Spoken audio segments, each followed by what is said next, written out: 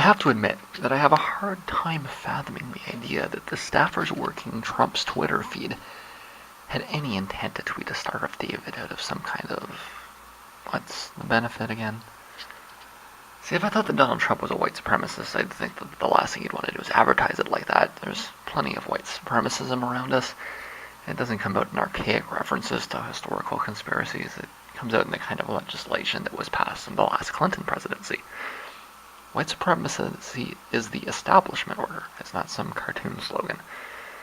So I have a hard time taking the fiasco seriously. I think the question is more along the lines of whether this is a malicious takedown or whether it's serious naivety.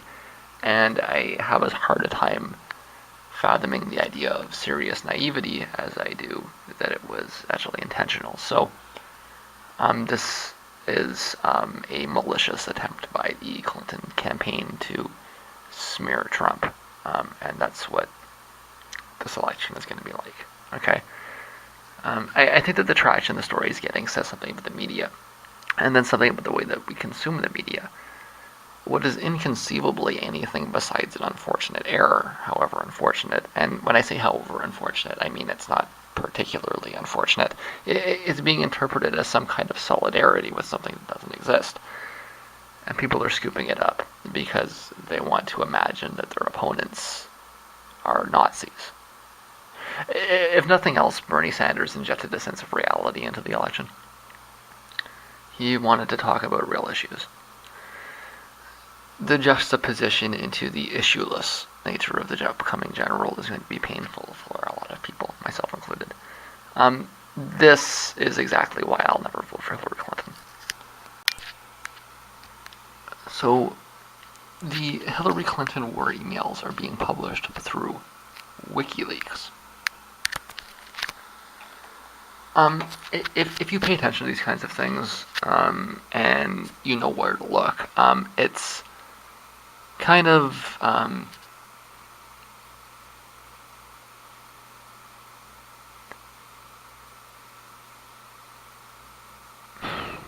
let's just read this. Okay? This is so interesting to analyze from so many different perspectives. So if they release the emails through WikiLeaks, does that reduce it to a conspiracy theory? On the other hand, if the emails are actually used to prosecute, which so many claim is impossible, then is this itself a part of the show trial, or is it actually just reduced to an act of personal revenge? Another reason why I don't want to vote for Hillary Clinton, or why I wouldn't if I lived in the United States, is because of the way that she's treated the Assange issue. I think it's extremely fascistic. So I'm normally all about the evidence, right? But I have to leave space open for the value of speculation. We have such a deficit of evidence. I mean, if empiricism is supposed to be about the idea that you can better understand the world around you by measuring it than by imagining it, that presupposes an ability to measure things. Can you blame the ancients for their astronomical theories when they didn't have the ability to measure? They didn't have telescopes like we do today, right? It's empiricism relies on the tools of empiricism, which is why the uncertainty principle and the general crux of quantum theory is such a threat to empiricism, right? I understand the era that I live in. We may be entering, or we may have entered a period of post-empiricism sometime in the 1930s. If you're still pushing empiricism, you're a little out of touch, right? But that doesn't mean that we need to go back to making things up, right? What it means is that you have to understand the limits of empiricism. And one of the limits of empiricism is that it doesn't do you any good if you can't build any evidence, right? And so there's no contradiction in upholding evidence when it's available and retreating to the imagination when it's not. When specifically, what's the test? Well, when the other option is there isn't any evidence, and we're stuck with inferences and guesses, right? I don't understand why the administration will let this drag on as long as it has, if it always intended to stifle it.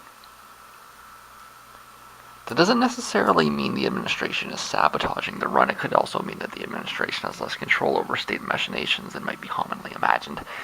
If the Democratic Party had control over this, it would have been shut down already. And you can be sure of that.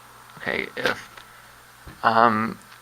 there was as much control by the party bosses as we like to imagine, then this wouldn't exist at all.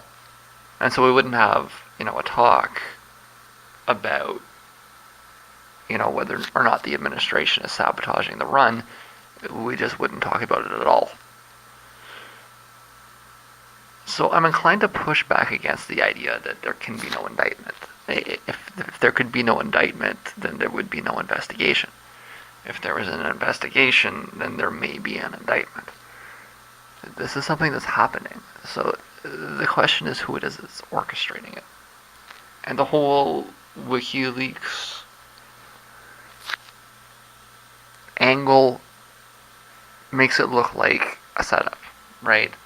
Whenever another organization that gets used a lot in the propaganda is, and that I have no question at all, is essentially a psyop, is anonymous, right? And so that's the question, right? It's which of these organizations represent real kind of pushback from real people, and which are imaginary psyops. I don't think Anonymous is any more real than Al-Qaeda is. And WikiLeaks is in a really gray area. Is this a real pushback? Are these real leaks, etc.?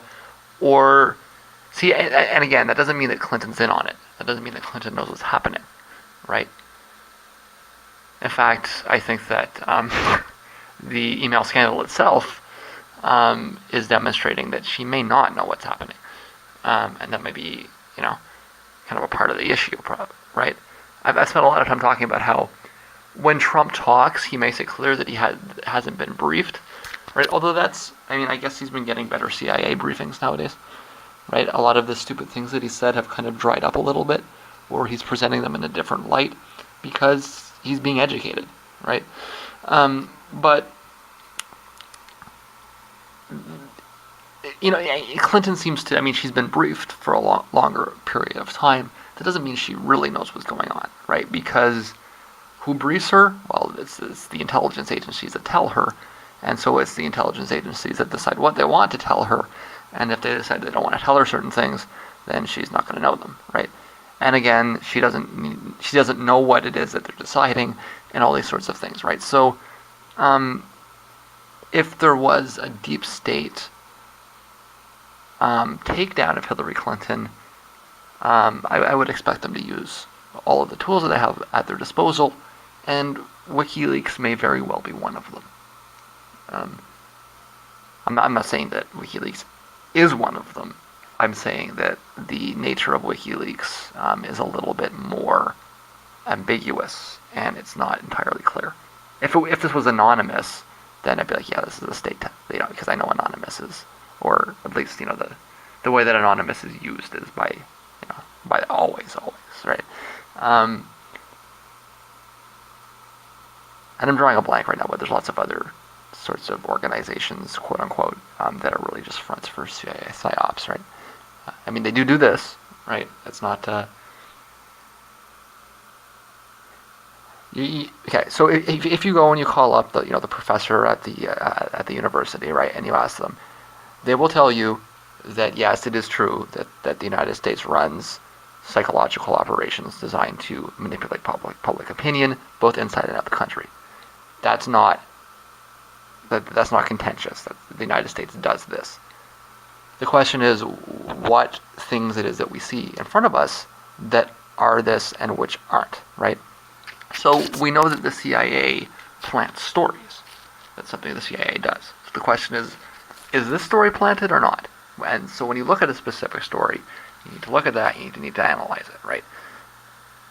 If you're taking the position that the CIA never plants stories, then you're empirically wrong, right? You're just ignorant of the way that the media works, right?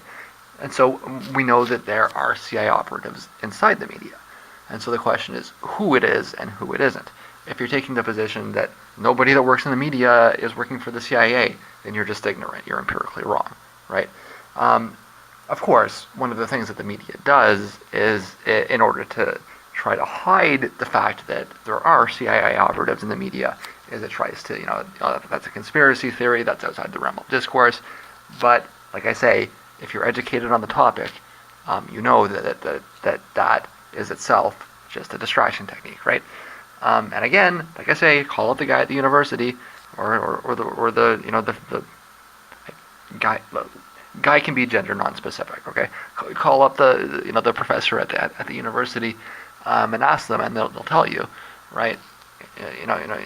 Ask the media experts that have published books, and they'll tell you.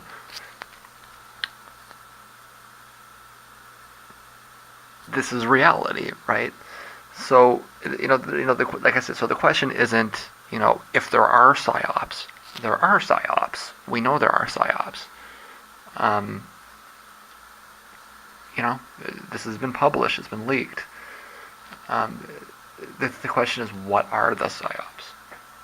For me, like I say, I have no question that Anonymous is a psyop. To me, that's completely obvious. There's no ambiguity at all.